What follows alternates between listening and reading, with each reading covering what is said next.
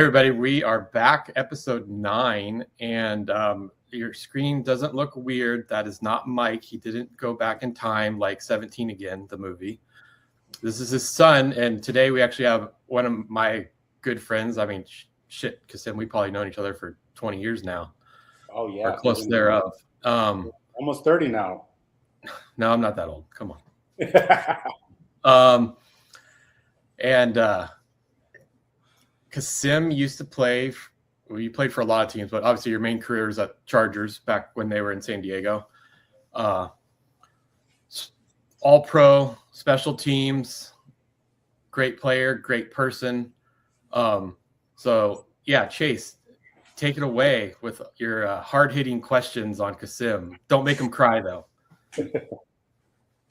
What was your favorite NFL team that you've played for? My favorite team would have been the San Diego Chargers. It's where I spent most of my time in my career. Made some long-lasting friendships. Got my first touchdown from Doug Flutie, who's an iconic player that a lot of the people above my generation were fans of growing up. So there's a lot of memorable moments. Got to be coached by the late, great Marty Schottenheimer. So and plus playing in San Diego was always great. San Diego's a wonderful city, great fans. So it was a all around great environment. What's your favorite NFL team now? My favorite NFL team now, I have to say I'm sticking with the Chargers. That's where I began my career. So when I retired, I wanted to retire as a Charger. Love the organization. In spite of all the crap that the owners get, they always give the owners crap. But it's a business. It's a shared business amongst all the team owners. So the decisions they make affect the other teams as well. So it's not only on the individual owner themselves. So having a chance to grow up with John Spanos and A.G. Spanos, I got a chance to really know their family and know how they tick. And they're a football family through and through. So I definitely wanted to come back and be a part of the Charger organization and root them on. Hopefully we can get that elusive championship this year. Read it and look up. And You get a commission every time you say that? You said what? You get a commission? No, I wish. Yeah, this team in the back right here, they sold my other jersey, my record-breaking jersey. That's for another conversation. Yeah. Why did you decide to join the board of advisors for C3 International and advocate for Idrisil as an alternate to opioids for athlete pain management? So the concept behind Idrisil was I had a lot of friends and former teammates who were abusing pain pills. Football is a pretty dangerous sport. It's a pretty rough sport. And being able to cope with the pain was something that a lot of players were having difficulty with. So a lot of guys were leaning more towards the barbiturates and the pain pills. And they were made readily available in locker rooms across the nation. So just seeing the guys get addicted to that, having it ruin their kidneys, their livers, ruin their lives, essentially. I wanted to find an alternate solution that would be more beneficial for people, not only from a therapeutic standpoint, but just from a social standpoint. And Idrisil was a promising drug that was supposed to alleviate pain while also being non-addictive. It was based off of a cannabis base. So this was something that was going to help inflammation, pain, swelling, things of that nature. And I don't think I joined the board to try to get the word out about the benefits of medical marijuana, but it was something that didn't take off. They didn't get the funding properly. And then also there's a lot of political red tape, a lot of bureaucratic red tape in California's Congress. And they say they wanted to promote better health alternatives for people. But when it comes to putting the metal to the pedal to the metal, they were kind of easing off and putting the brakes on everything. So it didn't pan out, but it was a great idea at the time. You've been heavily involved with Athletes for Education and mentored disadvantaged through youth through Team KO. What drives your passion for giving back to the San Diego community? For me, I grew up in a pretty rough neighborhood. It's a lot of gangs, a lot of crime, and being able to go back and give back to the kids that are less fortunate is always something that's been a driving passion. A lot of times kids are dealt a pretty terrible hand growing up. So they just need that one person and come back and instill some hope to let them know that in spite of the obstacles that you have to face day in and day out, if you just continue to press forward and you have faith, you can achieve the impossible. And sometimes the impossible might just be graduating from high school. Sometimes the impossible is getting a chance to go to college, or maybe just moving out of a bad situation where you live. So just going back to instill hope is something that we as humans should try to strive for a little more in the overall community. For me, I didn't have much growing up, but what we did have, my parents made sure that we could survive with that. So I want to go back and try to make sure that other kids know that it's not where you are currently, it's where you want to go, and if you have the passion to get there. And in order to get some of these dreams, it takes a village to raise the kids. So going back and giving back to kids is always something that it means a great deal to me. I'm going to high school next year. Any advice? High school, freshman. Mm. I tell you this, there's a lot of pressure for you to fit in, to be a part of the cool kids. But I'll break the myth. There is no cool kid club. There is not one. The cool kids are the ones that believe they're cool, and they go about giving, being kind to other students. Also, the girls get prettier the longer you wait. So don't chase after the girls right now. High school is a time where you get your foundation for education. You kind of figure out who you are as a person. You're growing into the adolescent phase where it's not that you're out of your parents' household, but you're preparing to become a college student where you're going to be outside of the parents' household. So it's to find a little checks and balances on your personal character to figure out who you are and who you're going to be as you get older. High school, it goes fast. A lot of the subjects, sometimes you feel like you're not going to need this subject, but you'll find later in life that some of the topics that you do learn in high school, it's great just to make you all well-rounded character and individual. Influencers are going to be there. People are going to try to influence you to do things you don't want to do. Saying no is always a great answer, or not right now. So you never feel pressure to fit into anybody's standards, because you set the standard for yourself, and who you are now is going to determine who you're going to be in the future. So if you love yourself now, you'll be a great human when you grow up. Thank you. Oh yeah. All right. Thank you for that. Thank you. Oh yeah. No problem. He's been pumped about this since yesterday. Oh yeah. Close the door. Yeah. Thank you. Mike, is he going to play football? He wants to. Oh, yeah. Now he's giving me a thumbs up as he took the US that on the way out. Yeah. He wants to. Chases, he's 13, so it's like focus is comes and goes. He wanted to play baseball, then he got a couple of hits and he got good at it, and that's it. He wanted to move on, and it's like he feels like I mastered it, so I want to move on. And we go nuts and buy all the equipment for everything. So now he's playing roller hockey, and we're kind of like making him stick with it. I bought my kids nothing. They have some cones, they have a basketball hoop, and some of the balls. I said, if you want to play this game, you better use your shoes to make the end zone. I'm not buying it because, like you said, kids don't really know what they want to do, and then sometimes they feel like their parents pressure them. So my wife made sure that I didn't pressure them to play football. So even my daughters wanted to play flag football. I said, if you want to play, you'll play.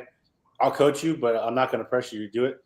And if you want to do it, you'll see that you're good at it. And if you're good at something, you should probably want to, stick it out. Right. So that's more my wife than me. She wants to buy them all the equipment because she wants to bubble him up to make sure nothing happens to him. I said, honey, whether he plays with no equipment or with equipment, if he's going to break something, he's going to break it. It's going to happen with or without the equipment. It's very true. Yeah. Thank you for joining us. Thank you for getting the third degree for my son for a couple of minutes there. Oh, that's awesome. Gets good training for him. Yeah. I was hoping for more of a scene. Remember in Jerry Maguire when with the Cuba Gooding Jr.'s character, where he's like, "I'm not gonna cry. I'm not gonna cry." Like I was hoping he was gonna make you cry. I didn't want to make him feel weird. Let him know that he's comfortable and confident asking the questions and making good eye contact. It was good training. Yeah. He did a lot. My son's 14, and I don't think he would have been able to even do what your kid just did, Mike. He's very introverted and shy. Like he would have said, no, I'm not doing that. I mean, I think everybody's pretty shy when they're like 12, 13, 14. You're going through your changes, and I think it's just I think everybody has that level of shyness then. Yeah. I'm trying to remember. I had older brothers that used to pick on me all the time, so I don't know if I had a chance to be shy. They would have kicked my ass. it's a different story altogether. Yeah, well, we all grew up in the 90s too, so it was a whole different world then. We didn't have screens. None. Yeah, public speaking was the way to go. Your team kept the Dolphins from going to the Super Bowl that year. Yes, they did. They definitely did. And now we got the Dolphins offensive coordinator, and then they brought in the O lineman. I think they brought in a running back or somebody else. He's going to be great. I think McDaniel's going to be great as offensive coordinator. I think the coach was too much to take on. I think this is a good switch up for Harbaugh. Mike McDaniel is a good fit for him because he's a little edgy, a little different. Going to break him out of the box of comfortable thinking. Coach Harbaugh is he's a good game manager. He knows how to manage the game. He gets a good vibe of how the game's going, and then some blind spots that he may have offensively. I think Mike McDaniel will come in and fill those pretty well. So it's going to be exciting too. Yeah, and they got a lot of good re-signs on the defensive side too. So I think we're going to be pretty set. But you just stay healthy. I mean, that's the name of the game. Everybody just wants to stay healthy. So if you stay healthy, you can win. Yeah. Yep. Yeah. I mean, you've been there for me forever. I mean, I remember when I had my Cobb clothing line, you're like, send me a bunch of stuff. And you had Chargers, you had like LaDainian, like everybody you gave that shit away. Everybody was wearing Cobb 28 in the locker room. I was getting in trouble by the owner was like, "What? You guys don't like the logo, the Charger logo, or something?" You guys were like, "No, it's weight room gear." Everybody's wearing Cobb 28 in the weight room. They had the shaker cups. Yeah, it was awesome. Now it's laundry day shirt. Yeah, that was I have a Cobb 28 somewhere. I think it's in my storage in San Diego. Yeah, I only kept. I think Aaron has a couple sweatshirts, and then I kept that like custom Chuck Liddell jersey that we made. That's the one I have. I have the black and blue Cobb 28. Yeah. All right, let's jump into this. Obviously, the show's called Targeted. I mean, I know you haven't gone through what Mike and I and a lot of all these other families have gone through, but have you ever dealt with any kind of basically being like your voice has been shut out? For me, I have not been targeted, not from a lawfare standpoint. But I see it happening to so many people. How it happens, why it happens, the bureaucracy behind it, the cogs of the machine that need to get greased because of the privatization, the people that capitalize on the system, make money on it, create a cookie cutter system, and then it doesn't fit, like a one size fits all for everybody. You get judged based off of criteria that has nothing to do with your case. I mean, you see these things happen day in and day out, and it's just the unjust side of it. And people are we spoke previously about it. People are so apathetic that you see a travesty happening in real life, and people don't rally behind you enough. They just they comment on social media, and I think I did my part. That doesn't help the cause at all. It could bring some light if you have a platform, but the average person doesn't have a platform, and they don't have a care in the world because it doesn't happen to them. It doesn't hit home close enough to them, so they don't really care. And that's the thing that really pushes my buttons. The fact that so many people could be talking about it that don't talk about things. I was talking to CT Fletcher the other day, and I was telling him congratulations on talking about the Epstein files because a lot of celebrities won't touch it. And I don't know why you won't touch it. It's not even thinks you're a part of it. It's just talk about it. Oh, you're going to lose a sponsorship if you talk about this because one of the sponsors happens to be owned by a company, somebody who's involved with the Epstein files. Well, at some point, you're going to have a reckoning with either your maker or with somebody. But, when the chips fall, where did you stand on the subject? And that's the thing about lawfare is that the truth is going to come out in the end. Eventually, the truth comes out, whether it's now or later. Where are you going to be at when all the chips and the cards are exposed and everybody sees your hand, how you had a hand to play in the situation? So it's unfortunate, and it's something that it really needs to be addressed on a higher level to remove it completely. Well, yeah. So, I mean, just so everybody knows, the reason why Kassim's on here. So, I mean, I know I think it was even the couple of days even before Aaron left. Every day I wake up, it could be either at 5 a.m. or 7. You send me a devotional every day. Like some of my best friends don't do that. I mean, like that really, really touched me. So that's why I'm like, let's have, and Mike's like, yeah, let's have Kassim on. So I know you obviously know all about Aaron and I's case, and everybody that watches this show knows it because I've been beating a dead horse. But I want Mike to kind of share a little bit about his, because I know your passion for this, and just so you can learn a little bit about him, and then just go off. For sure. So I had a private equity fund. It was called Straight Path Venture Partners. Well, the company still exists. I had a company called Straight Path Venture Partners. We took a lot of pride in buying shares of companies before they went public from Silicon Valley people, like Airbnb. Let's use Airbnb because everybody knows who they are, and that's easy.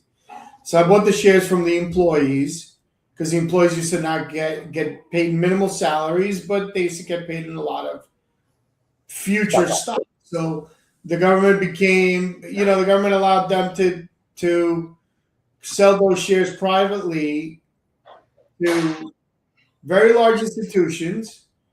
And then all of a sudden it went to, in 2016, when President Trump came into office, Jay Clayton came out in a bunch of news releases, says that we want regular investors to own pre-IPO. So my fund exploded on that, obviously, because now anybody can buy $30,000, $40,000, $50,000 worth, small amounts, and also have a chance, right? The stock market's it's a lottery ticket, right? So this is the best way to buy. Those are 1 in 1,000 odds. You have 1 in 200 odds here with me. So we grew to over 2,200 customers. We were showing our customers 2 to 3x on their money, on everything. Not one unhappy customer. The election gets stolen in 2020. In 2021, they start breaking our balls hard. Like by the end of 21, they were like, "Okay, we're going to give you guys a fine," and then all of a sudden, from the fine to May of 22, they took the company from us, put a gun to our head, said we had to give it to them. All our money's frozen. All our assets are frozen. So then that was a civil case. That was Judge Lewis Kaplan who came after President Trump with the E. Jean Carroll case. Oh, wow. So then by the end of 23, they charged us criminally for being unregistered investment advisors, which we never were. We were a private fund. Yeah. So they created a bunch of other charges because they couldn't find anything else. They wasted too many man hours. And as my lawyer basically said at the time, he's like, they've wasted just too much time on you, so they have to charge you, or somebody's going to get fired. Yeah. So somebody doesn't lose their job, they're going to ruin my life, right? On lies. So we went to court. Kassim won every day. Every day in court. And then the judge right at the end basically changes the charging instructions on the jury. Tells them the charges as investment advisors. No matter what they heard, that's how they have to charge us. Wow. So what they do, the jury went into the room for 3 hours, had lunch, charged us guilty, came back out, and went home. Because they knew they weren't going to get paid on time because it was also during the government shutdown, our trial. So they preyed on that part too of the jury. And I'm facing sentencing in April 15th, and I'm looking for anywhere from 10 to 25 years in jail for making people money, not even losing a customer a dime. So it's a private fund that people can just I can tally up my money, put it into your fund, and then you give a return on that. It's not advising me on investing. You were investing in the individual company. Because if you let's say you like Palantir, but you didn't want to invest in Airbnb, you could have done one and not the other. It's not like, regular fund invests you invested, everything's bucketed together, right? But this is, you could invest in Pinterest only, and you could have invested in and we had, I think, delivered 7 or 8 companies went public for us: SoFi, Pinterest, Palantir. we made people an exorbitant amount of money. I'm telling you, like my landscaper, the guy was doing my papers in my house in New York at the time. Yeah. And he invested like 30,000. I think the value of his money is like 800,000 today of that. Jeez. It's a private fund. If you do like, let's say I buy a company and that company decides to invest some of their capital into Bitcoin. They want to become the company can do what it wants. I invested in the company, and the company I invested in the ability to control what the company's charter is, right? So your company can invest in what they invest in. I just invest in your company and get a return on my investment from your company directly. Right, and the company never. Let's say Airbnb never went public. You'd still be sitting on your investment. Yeah. But you took a shot, right? And that's a better shot to take than to buy it in the public market and have it go down and you're at the mercy of world events. I use the stock market to get out, right? I was a financial advisor for like 20 years, and I got fed up because the regulations and also it was like bureaucratic. I wanted to get out of there because of that. Doesn't it seem like all the regulations are for the retail investor, and none of the regulations apply to any of the institutional investors, any of the broker dealers? None of them have any kind of repercussions whatsoever. So you can trade junk bonds or you trade subprime mortgage loans, and then they get bailed out. But if you do anything that steers the ship away from them receiving their highest returns, then you're in trouble. Yep, they don't care. Yeah, the double standard. They don't care. They don't want to save the regular investor. So in May of 22, right, when they took my company away, they signed a court-appointed receiver. Actually, no, they didn't sign a court-appointed receiver because we get to give them 3, and the government gets to give them 3, and Judge Kaplan picked his friend to be the receiver. So he actually went out of the norm when he's supposed to pick 3, either one or either one of ours or one of the governments. He's probably going to pick one of the governments. Now he chose to pick his own. After he picked his own, it's been 4 years later. The receivers generate $30 to $40 million in revenue, and they labeled as a Ponzi-like scheme that the revenue. So who generates revenue from a Ponzi scheme? Nobody. Nobody does. Right. That's the Ponzi scheme is there is no revenue. They're generating revenue. Wow. And are you guys not able to appeal the part of the trial where he said redirect the jury to charge? We're going to file for an appeal. Yeah. But again, the world is, and Chris too, the less they have on you, the harder they come at you. Yeah. Right. And so, yeah. We're fighting for them to prove, first of all, where is this quote unquote loss that they think, or the money that was lost, to prove it to us, because we know there's no money missing. They block. You're getting the Trump treatment where you actually make the bank's money and you're considered defrauding. Same judges.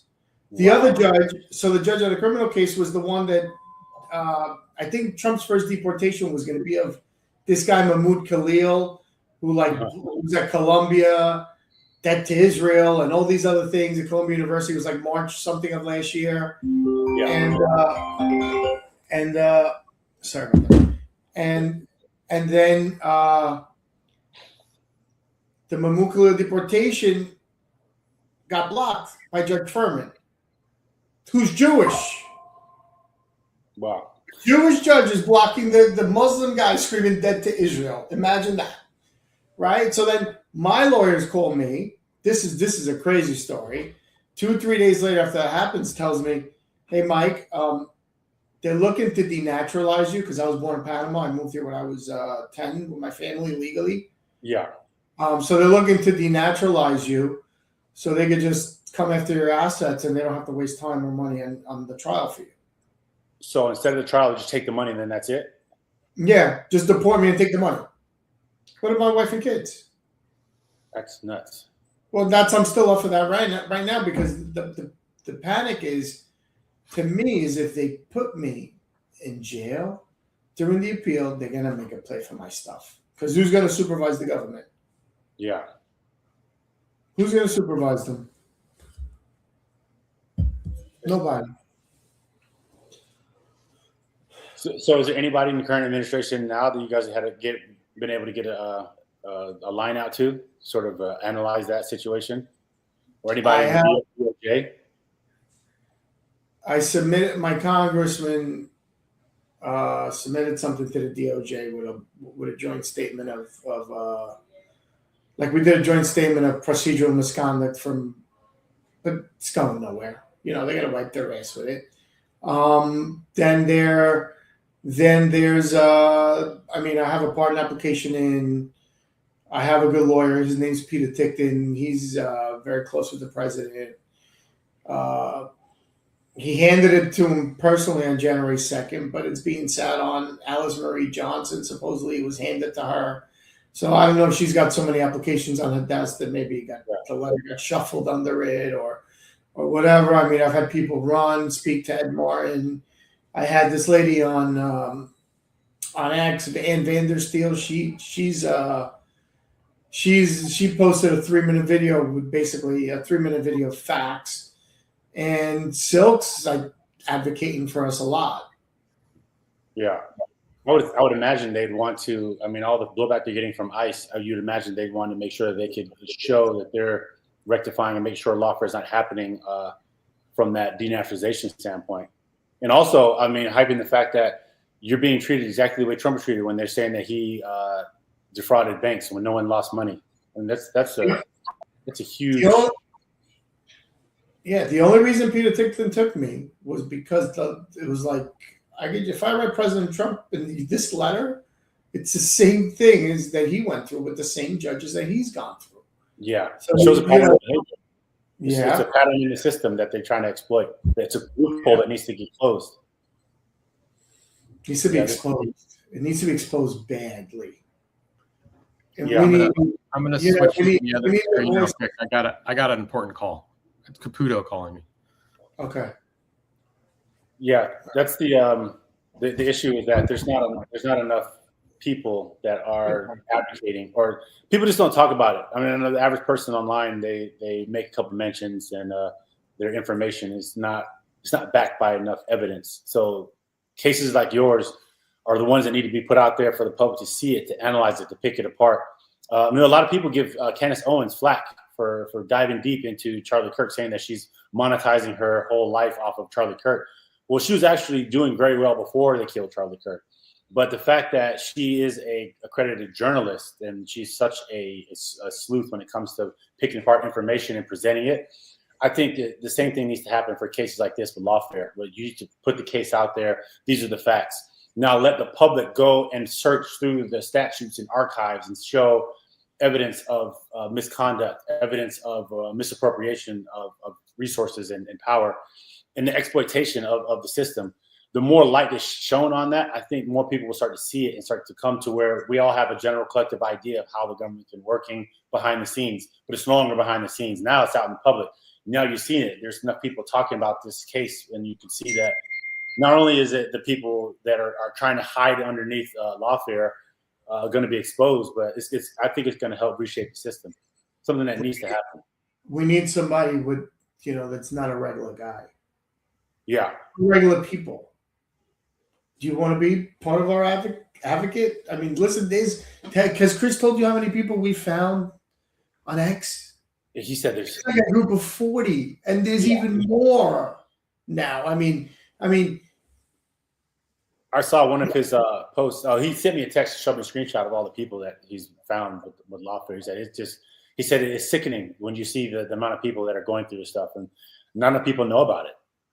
It's like people scroll, you don't see something, and it's like you need something to just pop out. Somebody that's just a big name that can say, "This is what's going on, and we need to fix this."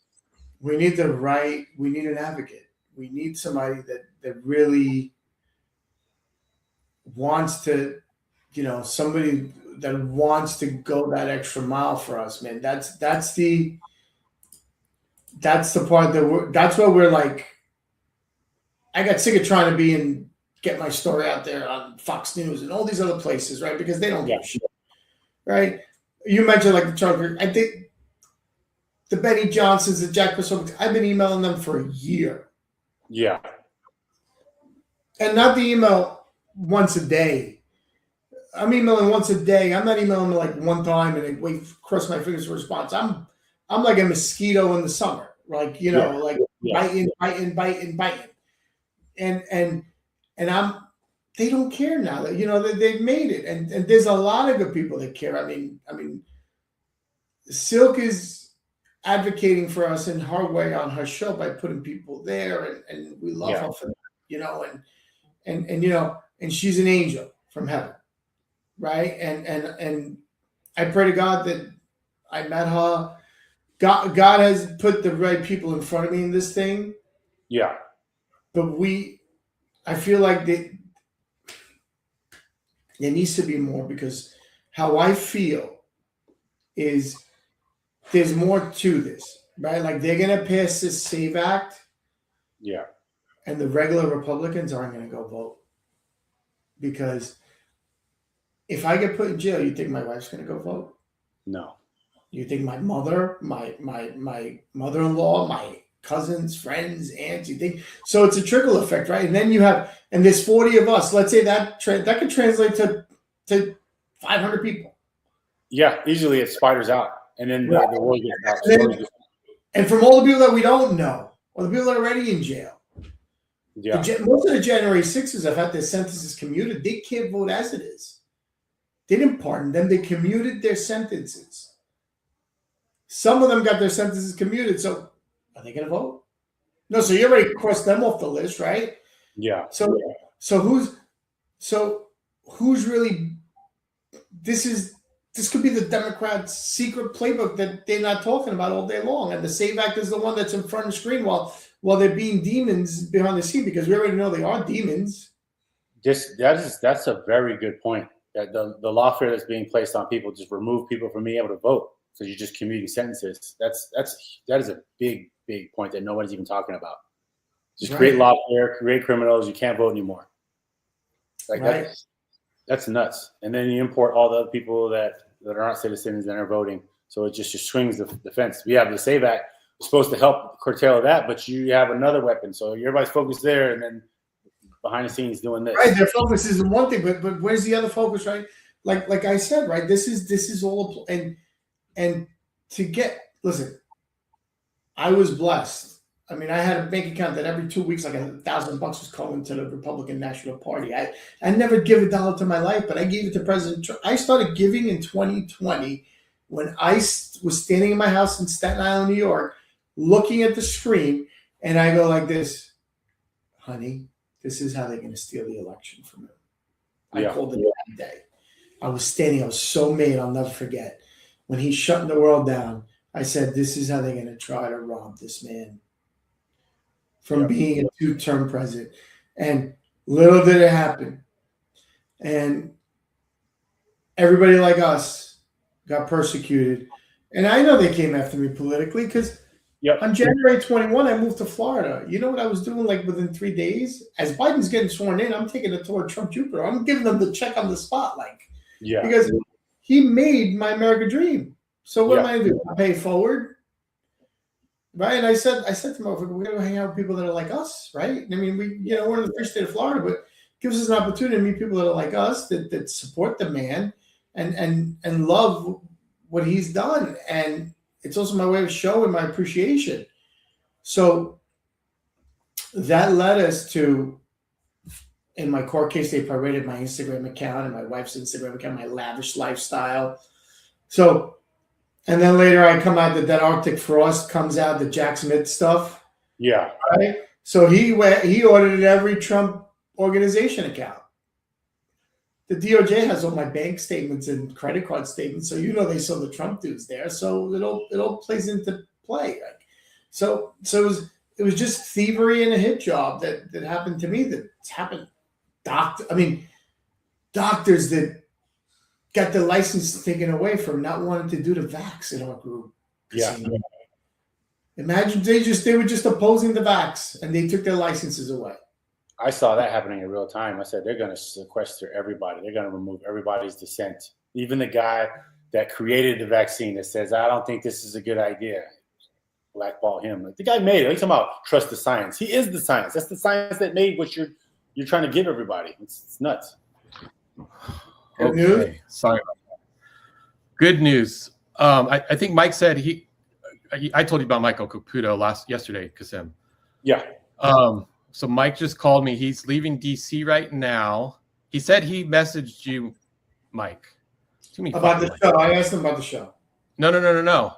So he was just on he was on a program that's going to air tonight, and like I told you, my memory is horrible. And he mentioned your name. Okay. In it, he said he fucked up on your last name though, so don't hold that against him. That's but he is literally writing. See it. That's good. He is writing a letter to President Trump. He's literally, like I said, he was getting on a plane, so he needed me to write like a 4-sentence about Aaron and Mai's case, and I think it's the same thing for you. And he's literally just going to march it into Trump personally, and it's you, me, and another guy that he's helping. Okay. And he basically said like he's heard that around Good Friday there might be another wave. So that's next week. And that's his goal if it can't happen before May. Okay. So like Kassim, Mike and I, we took different paths to get the truth out about our cases. Yeah. But we fight the same way. It's a full-time job. Yeah. Basically. Mike's a little more work anymore. I can't get, dude, Uber and Lyft turned me down from working, driving. It's interesting because you're considered not a felon yet because you haven't been sentenced. But, you know what they do? They do a search just like anybody else. Anything.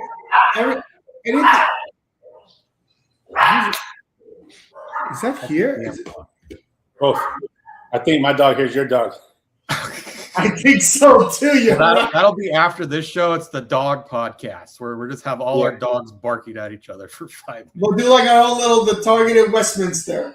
Yeah, targeted Westminster.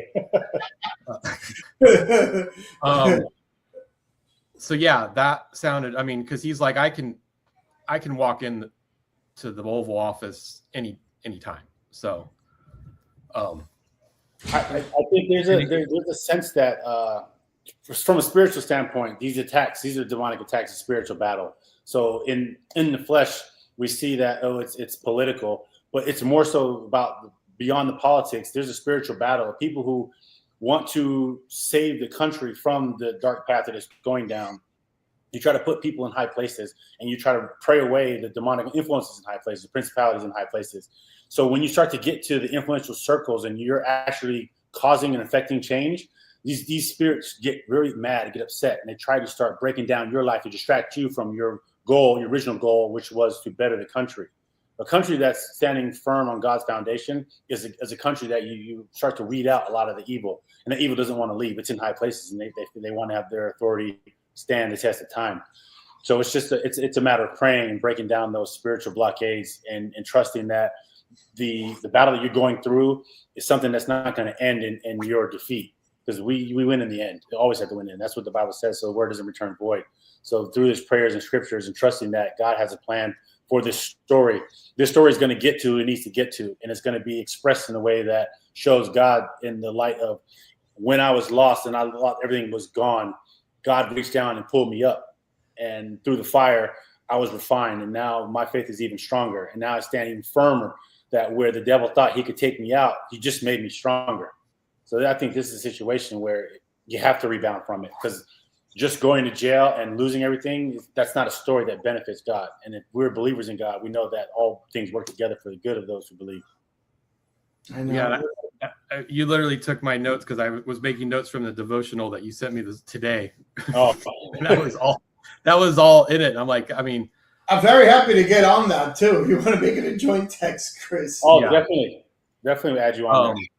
Because I mean, there's a lot of people like, and Mike and I were talking earlier, like there's people that are going through this that don't have family or friends and might have either kind of been more of a Sunday morning or more of a Easter morning Christian.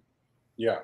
That doesn't mean they don't believe anymore. They just haven't leaned hard into it. And this experience, especially Erin, where she was the past year, like definitely opens your eyes and gives you that restored faith.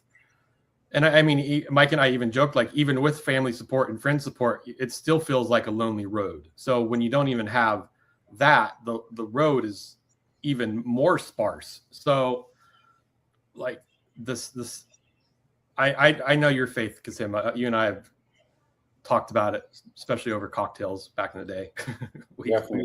we would get into just believing and trusting God, and you know, you might not see his plan, and you obviously his timing is not our timing, which can get annoying sometimes.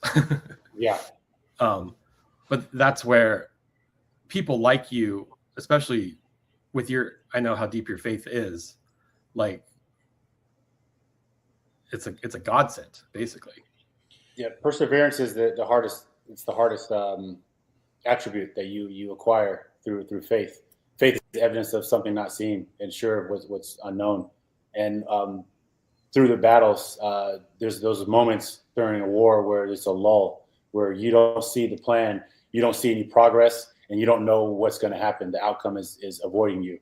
But through faith, you know that you don't come to a certain point to not be seen all the way through to the end. People, friends and family are there. They'll say things like, "Oh, I'm sending thoughts and prayers." It's like, okay, well, if I don't know what those thoughts and prayers are, if I don't see them or hear them, then it doesn't really benefit me to know that. It's a good gesture. Thank you for the gesture, but this is a battle. So I need you to put on the armor and start to send scriptures over so I can see the scripture, speak that scripture into existence, put it into my soul, and meditate on it throughout that day. When I'm feeling down, when I feel like the government's too big, then I remember that. Give me the strength to overcome my strongest enemies. Be with me in the dark when all is lost and I have no way forward. Help me to walk by faith and not by sight. Help me to trust in my spirit and destroy my unbelief. These things are like helping to guard your mind, put guardrails on your mind, to say this is the hardest battle that anyone's ever going to go through. You're facing David and Goliath all over again. And how am I going to win? It seems like I'm not going to win because they always win. And it seems like these short little victories they have always come undone. And that's how I know through faith that as we stand firm on God's word, there's nothing that's going to move us from that. And there's no one on this earth that's going to beat the undefeated champion of all time. So with our faith, we know that it's just a matter of time before we get the right words to say to the right person that makes all this come true. And in the end, God receives the glory for it. So for me, I enjoy being able to be a person that somebody can lean on, a prayer word that somebody say, you know what, I need some prayer right now. I'm lost. I don't know what to do. This doesn't look good for me. Then here's the words. You know, even when Paul was in the prison, he started singing rather than complaining. He started singing, and the prison opened, and he's able to walk out. You know, so I know that if God could raise himself from the dead, how much more he can raise us out of problems that we see that seem insurmountable. It's nothing's impossible.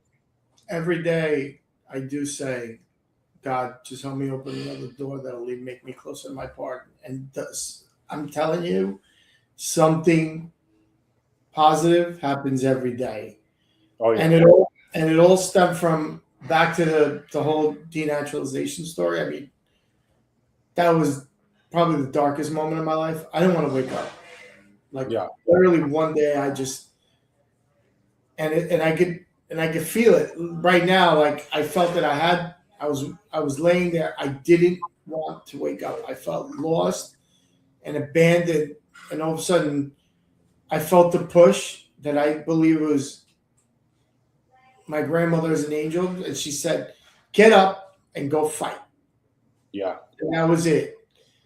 And ever since then, I've been on X nonstop, and it's ramped up ever since. And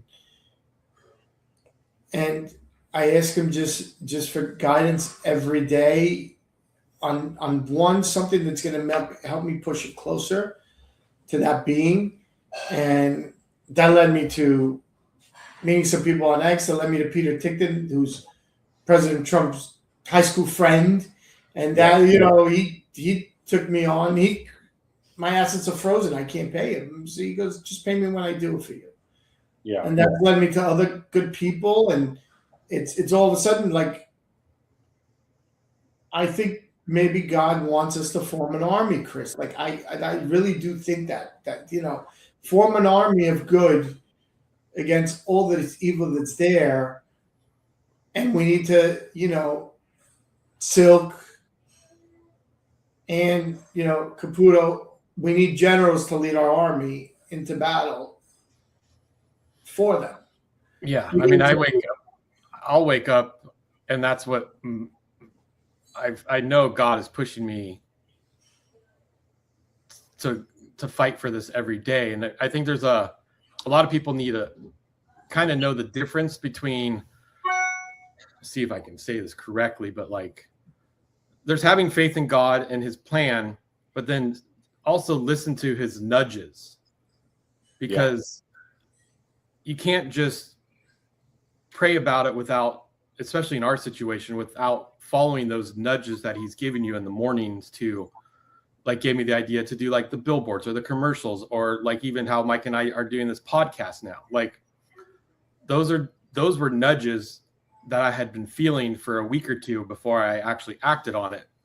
And that's what's getting us to the next step, where some people are just kind of not listening to those nudges, and they don't want to be as vocal as like Mike and I are, and trying to fight this lawfare. I mean, that's the biggest thing about spiritual battles is faith without works is dead. So a lot of people, they say the words, they say they believe in God, they say they trust Jesus, and it's to them it's something they do. Christianity is not something you do; it's who you are. It is your life. The battle is there. It's there every day, whether you participate or not. If you're not participating, the devil doesn't care about you. You're not useful to God, so the devil's not going to bother you. Go ahead, live on your life and do as you please. But it's those people that really affect change on the spiritual realm that the devil's going to say, I got to get this guy before he gets up. That's what happened to Mike. The devil said, I know how to get him to not want to get out of bed, because if he does get motivated, he's going to be a problem for me, and I don't want that. I can't have Mike really focusing all his efforts. The same focus and drive that got your company so successful is the same drive that's going to cause you to stir your spirit within you to say, my spirit's about to turn on fire, and I'm about to destroy every principality in my way. And everybody who's done something wrong in the name of Jesus is going to be brought down. I will cause my enemies to confess my victory in their own mouth, and it will be professed before the nations. So I know that through this whole situation, every time it seems insurmountable, I know that God is stronger than my enemies. So it's just a matter of what am I doing today, and give me strength to make the most of the victories I have, the small victories, and I'll give you praise. I'll praise you more about the small victories than I would for winning the Super Bowl, because I know that at the end of the day, my praise is going to be contagious and infectious to somebody else who's struggling to find the joy that's being robbed from them on a daily basis. Because that being robbed of your joy is the main thing that's going to cause the spirit to want to crumble and not continue to fight. Yeah, 100% agree. And I mean, we've had friends. I mean, our kids go to like a private Catholic school.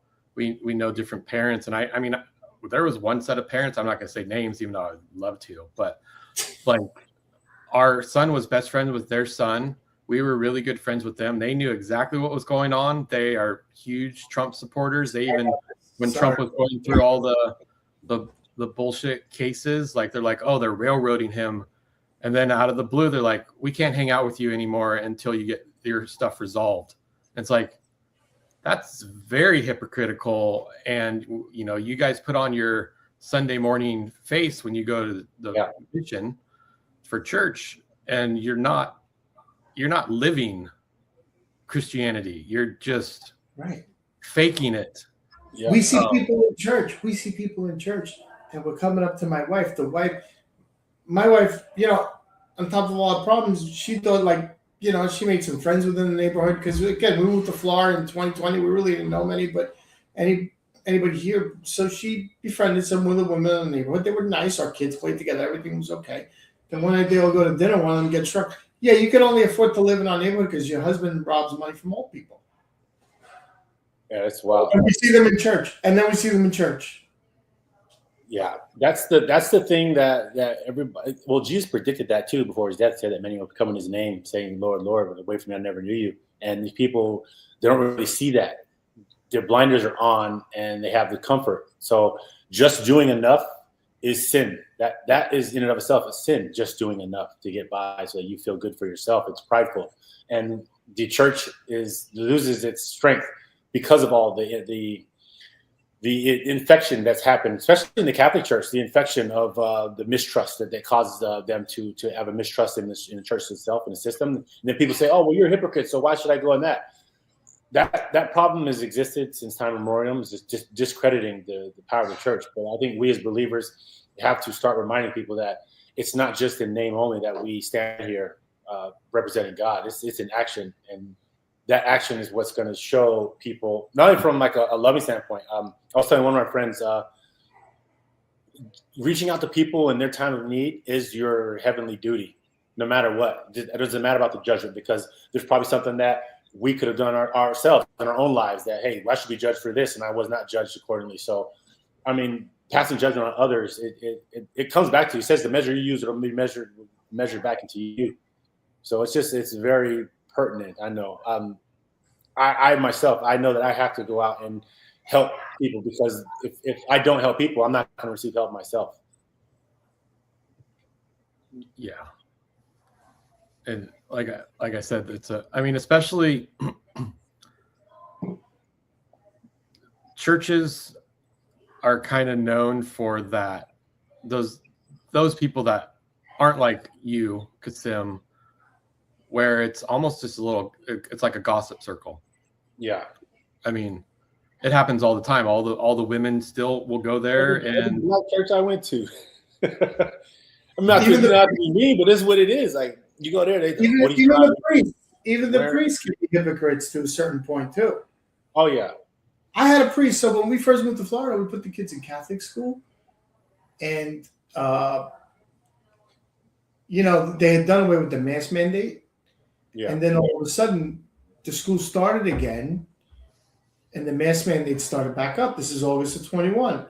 So my wife's like, I took them to Florida. The diocese said no mask mandate.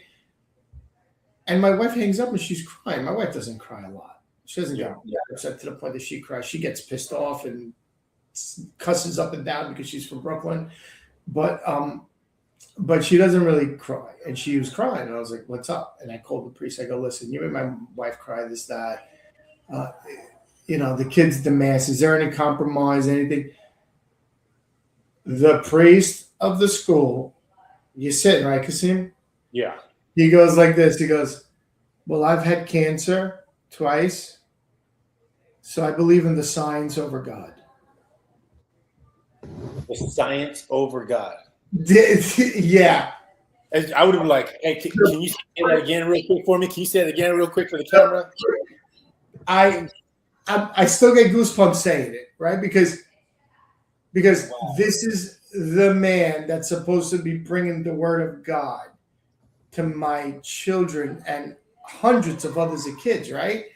And let me listen. I always got to come back for everything, right? That's one of the things of being sales my whole life and working on Wall Street.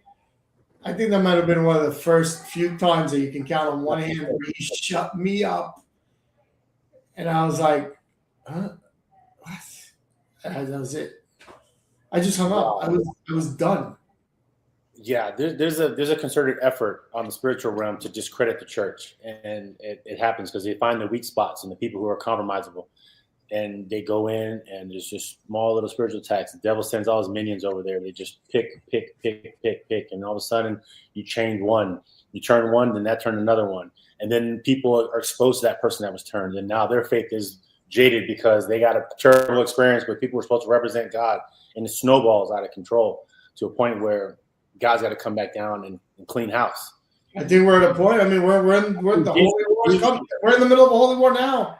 Jesus is going to come, lace up his sandals, and come flip some tables. I see it about to start happening soon. Yeah, we're in the middle of a holy war right now, and that's the last straw when Jesus comes down. Yeah. It's I mean, there's good people that are being railroaded.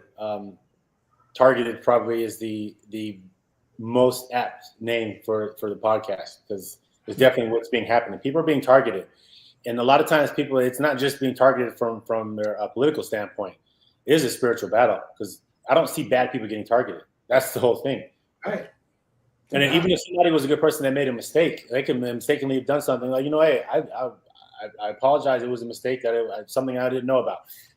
They're still a good person, but they're being targeted because it's a spiritual battle. Because if that person was able to do good, then there would be a whole big reckoning. The government is being manipulated. Definitely. By demons, because even in my stance, the government was supposed to issue corrective action and give us 90 days to correct it if they thought we were doing something wrong. Yeah, what happened to that? Yeah, what happened to it? They didn't, right? So them not doing anything it shows that there's no corrective action. If they don't issue it, what's the point, right? So they just bypass, right? Because good people make mistakes. Yeah. Well, businesses make mistakes. We didn't know bailouts happen. Bailouts happen because of mistakes. Right. So here's our bailout. That's right. the big thing, that the rules are not applied equally at all. They don't shut a restaurant down for serving you the New York strip well done instead of medium rare when you ask for it. They don't shut it down for that. No. You complain and you get a new one, right? And they fix the problem, or they give you the meal on the arm, right? That's the way it is. Yeah.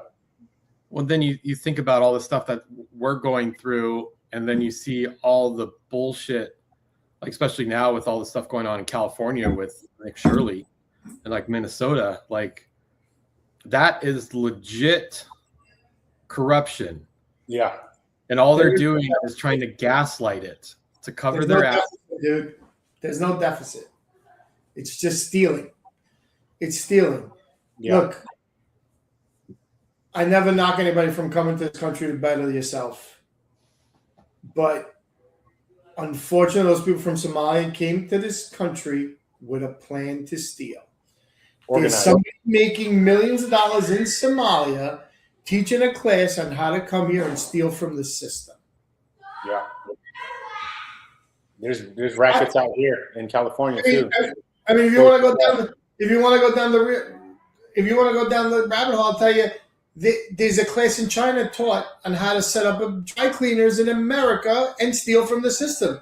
Because you could go to the middle of nowhere and you go to the dry cleaner, it's Chinese owned. And they're driving a Mercedes. Yeah, and they're driving a Mercedes. Or there's any 7-Eleven or any gas station deli. There's a class in India how to come here and set up a gas station and steal from the system. I think that's a whole rabbit hole that'll keep us the show for the next 3 days.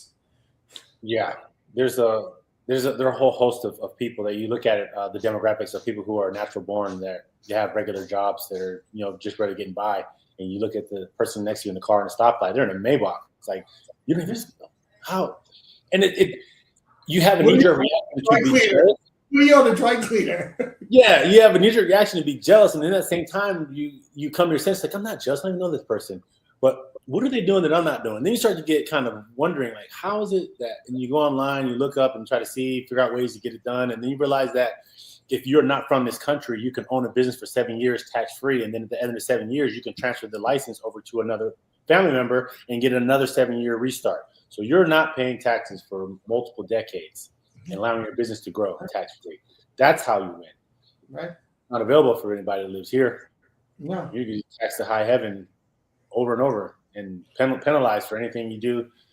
It's the system needs to be overhauled. Would they give the American citizens residents of like $500 for the fire or something like that? $700. $700. I mean, come on. $700. I mean, might as well give them nothing. Yeah.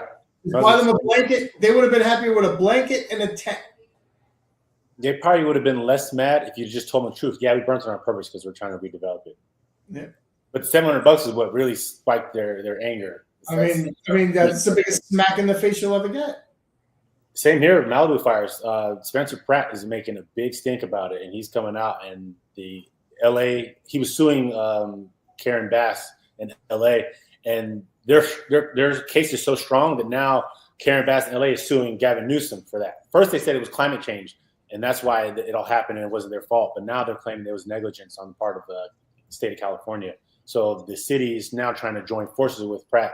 And he's like, nope, suing everybody. Because it's about time that people, they need to know. And he's exposing a whole lot of the dirt of what's going on. And I think if he gets in there for mayor, he's going to do an audit, and he's going to show, like you just said, there is no deficit. They've just been misappropriating funds for decades. Yeah. In California, that's been going on forever. I mean, even what was going on with the homelessness here, like the state Senate and House, they unanimously, all of them said, we need to audit what happened, and then Newsom just vetoes it because he doesn't. Yeah. I mean, there's a lawsuit versus the government for Montecito. Those owners of Montecito, when they had that big atmospheric river, they said they cloud seeded on that, and they have proof of it, and that caused a lot of damage, the mudslides over there in Montecito. And I said, when you start messing with rich people's houses, Malibu, Montecito, you're in for it, because those people know they have time, they have money, and they have a bone to pick. And you start messing with their house and livelihood, that's when you start to see change. And that's why when they did the Eaton fire, yeah, we get it, and some other fires over here in San Fernando Valley, you burn Malibu and the Palisades, you're in trouble. And now you can expose, because one, you're going to lose your fan base. Those are people that were voting for you at first. And now they see that they're just like us. So now that everybody's on the same page, you're seeing two Republican governors on the top of the ticket for the governor's race in California. And that's been unprecedented. Who do you like in California? For governor, it's hard to say. They all, to me, see, I'm so jaded from living here. It feels like nobody's ever going to get in there and actually do what they need to do. I want to say Steve Hilton's going to get in and make some noise.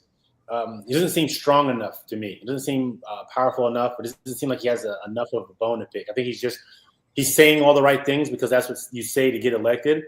I think Chad Bianco has the anger against Newsom, and he's been here knowing what's been going on for so long. I think just somewhere in the middle of their two personalities, if they could mold them together and somebody could come out and do what they say they want to do, I think it'll happen. But I think we'll get a governor in there and it'll make some small changes, but it won't be enough for what we need. But I do think. I think one of them needs to grab Kim Guilfoyle and go have her campaign with them against her ex-husband. Because I think that will be a real nail in the coffin. That's a great idea. I just think that we need to get people all together just to put down the Democrat Republican labels and just, hey, look, we're Californians. Let's take care of home first. Stop giving me articles about I'm taking on Donald Trump. Donald Trump's the federal. This is right here in our backyard. We need to focus on this.